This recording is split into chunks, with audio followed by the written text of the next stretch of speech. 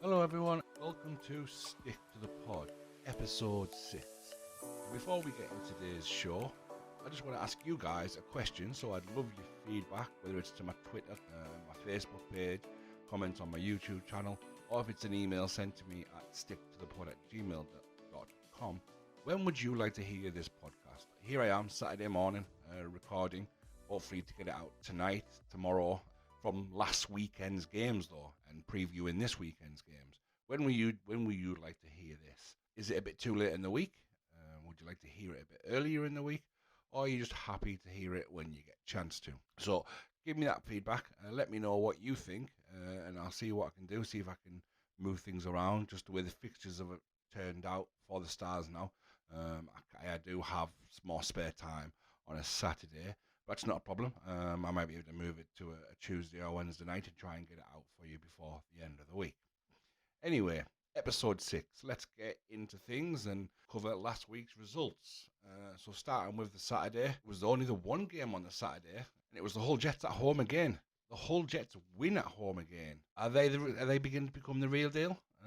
It's hard to say. Only one away game, I believe, so far, which they did lose to Blackburn. So they did revenge that defeat. Our team's going to Hull and they're not working hard enough. Are they getting outplayed? Are they going in with the wrong attitude? Or like I said, are Hull Jets the real deal? Hard for me to say yet without the run of away games. They haven't really, like I say, they've beat probably the best teams at home so far. They've beaten the best. Warriors, Stars, Hawks, and on paper, the D-side Dragons. But the two away games so far. I know the Barons are a little bit similar as well. Home ice, they are undefeated as well, which we'll cover a bit later on as we get into Sunday's fixtures. So, yeah, Jets 3, Hawks 2. I actually thought the Hawks would take this one, if I'm being honest. I did hear a few things regarding coming up to this weekend's games about one or two players.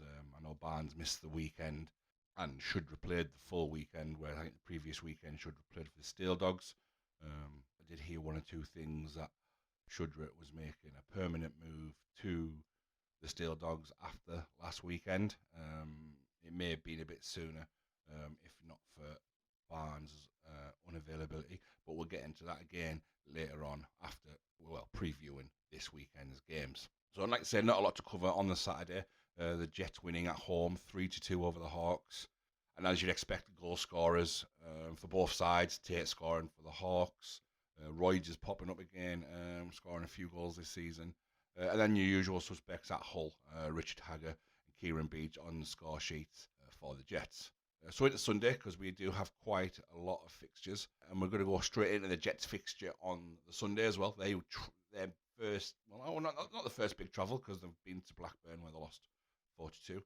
But they headed down to Solihull and lost 3-0. So back to winning ways for the Barons. Maurice Otterson, as you'd expect. I think that's Anderton on the score sheet for the Barons. No goal scorer for the Jets. So is that just a little inkling of things to come for the Jets? Are they a little bit of a different side on the road? Are all teams going to struggle on the road this year? Looking at a few results around the league so far. The Stars have lost 2 on the road. The Hawks have lost 1 on the road so far. Warriors have lost 2 on the road. Dragons a couple on the road. So yeah, it may be just that home ice advantage is going to be so big this year, whether you're at the bottom end of the table or even top, chasing for the title this year. Next result, as we'd expected, the Dragons blew out the Sheffield Scimitars, and they seem to be back. Not on an even keel, I suppose, but a lot happier that the roster is a lot more settled now. Obviously, McKinney coming back after his ban. I think Peter Valusiak, he had a little niggle at the start of the season. He seems to be back on the roster and playing okay. So you do see your usual goal scorers there for D-side. Kennedy getting 2, Parry getting 2, Jesson with 1, and Jared Dixon with the other. So 6-0 victors for the D-side Dragons, and they're slowly starting to make their way up the table after a very disappointing start to the season. And then the next one, we'll go to Widnes. And yeah, the Wild running out 5-2 winners over the Warriors. I've actually not watched the highlights yet. I know I've been meaning to, just to see Luka Tsadri's goal, or more the Warriors' own goal. But as we know, in hockey, there's no such thing as an own goal. Don't understand why. If you score an own goal, it's an own goal. No point awarding it to someone who didn't deserve it, basically. But that's a story for a different day. So yeah, Lucas Hadri on the score sheet. A short-handed goal by all accounts as well for the Widnes Wild. I think I've got my scorers down wrong here as well, because I've only got 2 for Gallagher when I'm pretty sure he got a hat-trick on debut. As the Widnes Wild had an influx of 2 ways from the Kilmarnock Thunder. They're obviously making a huge difference to the Wild roster on Sunday night. Yeah, and so I'll have to get them confirmed for the goal scorers, because I've got too many written down here. I've got Decidedly Gallagher 2, Coulter and Britton, which I know is incorrect. I know Gallagher got a hat-trick on debut. The goal scorers for the Whitley Warriors was Kelly and Kippen. Not a result they would have wanted after getting hammered on home ice the Sunday before. They've gone to Widnes. I'm not sure how they've travelled. I don't know if they've had any players back. But yeah, 5-2 loss for the Warriors. After that great start, I think they've now lost 3 in a row. So we'll see how they bounce back this weekend. I know they've got a tough fixture coming, and as we'll get into later on. But yeah, the main talking point from the game was obviously the Decidedly goal, or should we say Griggar's own goal. If you can, get on to Drop the Puck, because I know they've got the highlights for the game, and to see what's gone on there. So when you've got 5 minutes, do jump on to Drop the Puck's highlight show, or highlights package of that game. And the other game, which is a Stars game, the game that I was at, was an absolute beauty of a game. Happy to watch a fantastic game, a fantastic crowd for the Stars. First home game in weeks, first single game weekend of the season. I think we've had 4 or 5 double weekends on the bounce. Like you've heard me ranting about the 5 away games on the bounce, which is just shit organisation from the NIHL. But yeah, Stars losing on home ice. The first time I've seen them lose at home for a long time as well. Hawks running out 5-3 winners. And like I said, it was a fantastic game, end to end. Both teams didn't deserve to lose. Not saying Stars deserved to win, but they certainly didn't deserve to lose. And the Hawks certainly did enough to take the 2 points as they did. Scoreline being 5-3, 1 goal was an empty net goal. But the main difference is the freedom of the ice that the Stars gave Shudra. Didn't quite get it in the home game at Blackburn when the Stars came out. I think it was 5-4, 4-3 victors there. But yeah, there wasn't really much talking points from the Stars game, other than it just being an absolute fantastic game. Looking like they are going to be the best 2 teams in the division. I know Barnes was missing, as I mentioned earlier on, for the Hawks this weekend. Stars were still without starting netminder, number 1 netminder, Tom Brown. But Mark Turnbull, as you might have seen on the socials, made an absolute ridiculous save, worthy of any highlight reel in any hockey league in the world, and got an absolute standing ovation for a tremendous double kick save, and then cleaning up the rebound with the glove. It was fantastic to see. It's great to see for Mark Turnbull, and obviously giving him huge confidence getting the ice time that he has lately. And he's certainly turning out to be a netminder the Stars can rely on as and when Tom Brown is not around. I don't know if there's any changes on Tom Brown's situation. I know I didn't go to training this week. First weekend I haven't been to training. First week I haven't been to training since the season start. Stars scorers, as you would expect. Sykes is on the scoreboard again.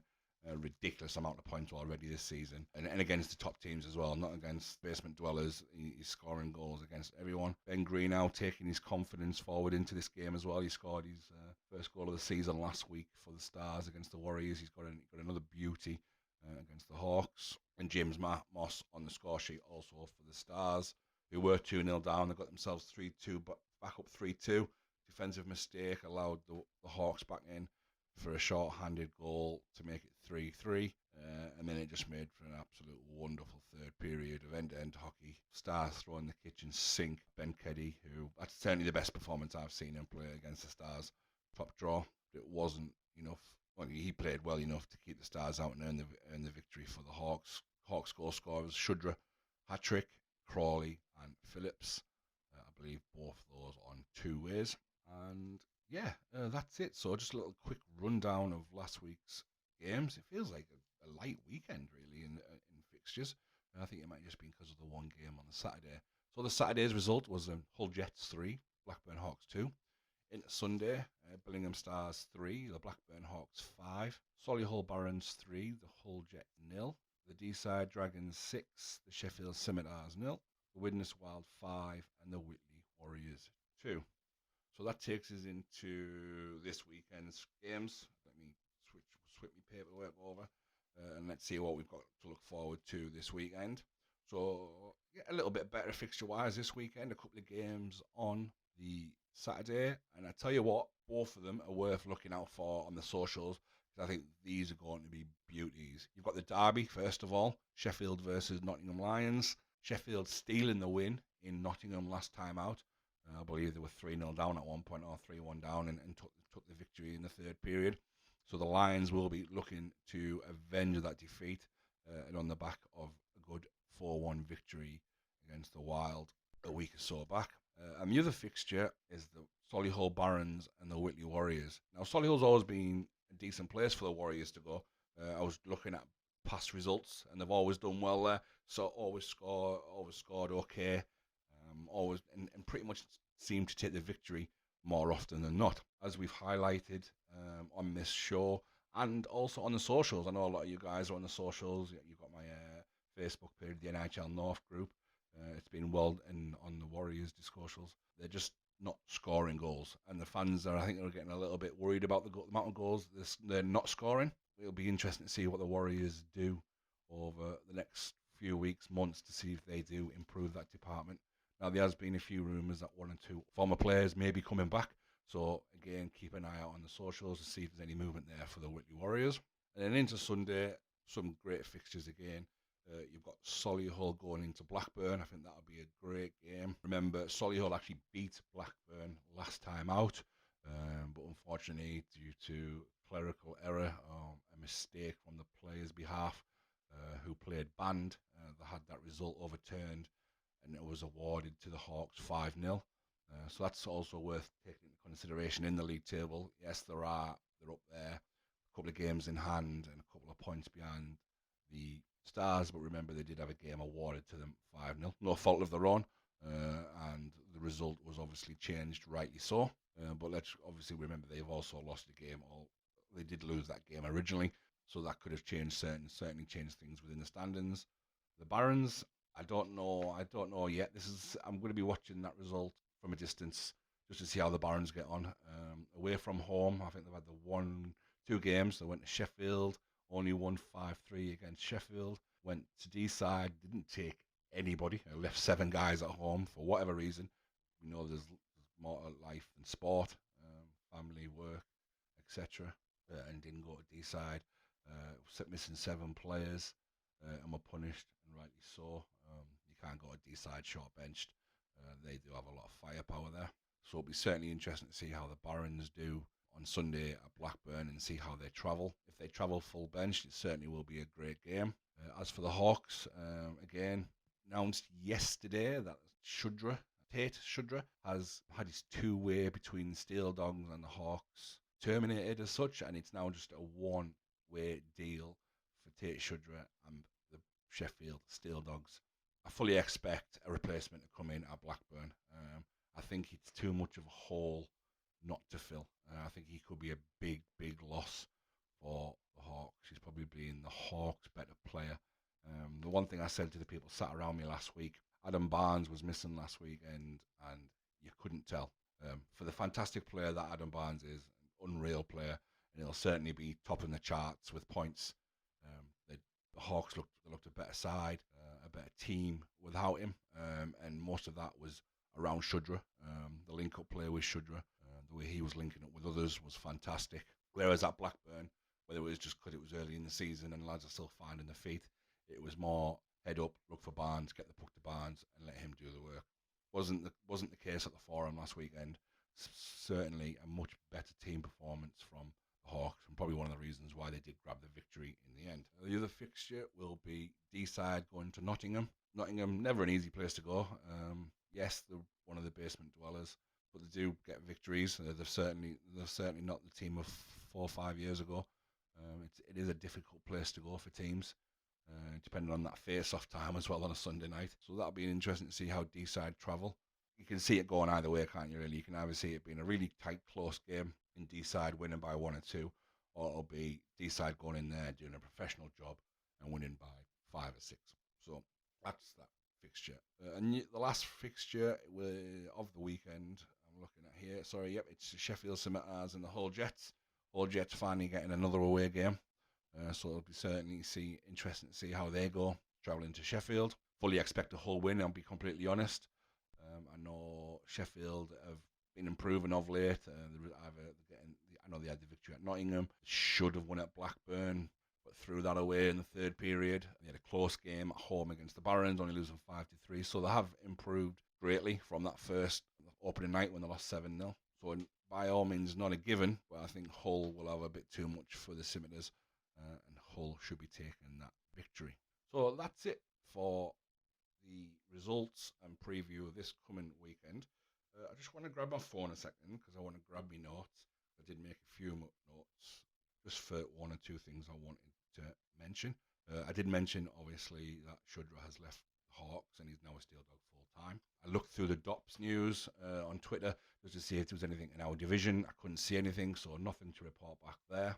I did have a conversation with one or two people about how I approach DOPS, and they were certainly behind the fact that, yeah, I should talk about it. It can be not detrimental to a season, but it's certainly a talking point. It's certainly worth mentioning. So from now on, if any information from DOPS comes up in time of recording, I'll certainly mention that if that information is ready to go.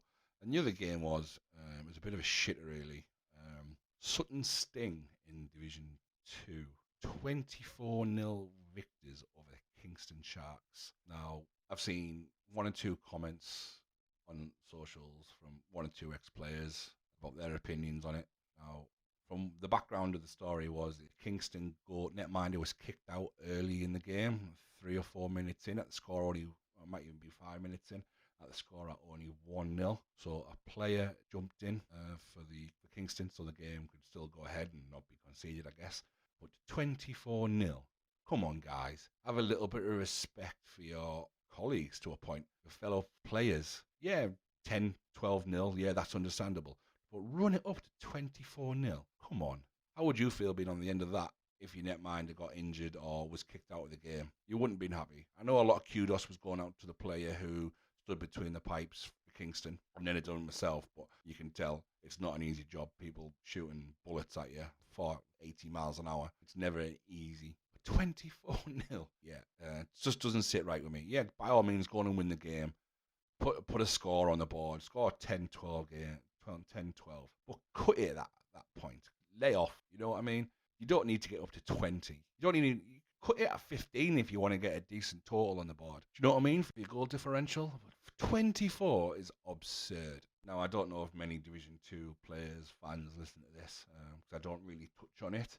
But let me know your thoughts. Fans of other teams and divisions, if you listen to this, let me know your thoughts. 24-0. Was Sutton well within the right to say, well, your goalie should never have got kicked out of the game, so it's your own fault, deal with it? Or is there a bit of empathy out there going, yeah, well, come on, the game's over, you're not going to win, it's 50. We scored 15, we don't need to score another 9 goals. It's not going to achieve anything. And I'm sure if the shoe was on the other foot, it would not have been welcomed either. Maybe I'm going a bit soft. Maybe a few years ago, for those that know me, probably would have said, yeah, tough shit. Netminder shouldn't have got kicked out of the game, which we've seen a lot of this year. I've seen quite a few netminders being kicked out, whether the goalies are getting more raged or the rules are getting tighter. Who knows? I've seen a lot of goalies kicked out lately. But yeah, I wanted to end on that game, Sutton and the Kingston Corpus. Fair play to the lad for jumping in. I believe he did have a little bit of netminder experience from his junior days. But fuck me, 24-0. Come on. There's a line, and I think that line was probably crossed. Let's say 15-0, more than happy with, yeah, it's 15-0. We've comfortably beat us. It is what it is. 24-0 sounds like you're running up a score to me. Anyway, wherever you're watching your hockey this weekend, enjoy yourselves, follow your team. If you're on the road, drive safely. Like I say, any questions, any things you want to talk about, if you want to come on and talk about anything, let me know. You can reach me on sticktothepod@gmail.com. Got my socials. If you follow on YouTube, please like and subscribe the page. Share it to your friends. Let your friends know. Give me a like and follow on the Facebook page, Stick to the Pod. And also Twitter, or X as it's now known. Give me a like and follow. And if you want to drop me a message, certainly happy to get hockey with this. Yeah, that's all for this week. Yeah, we'll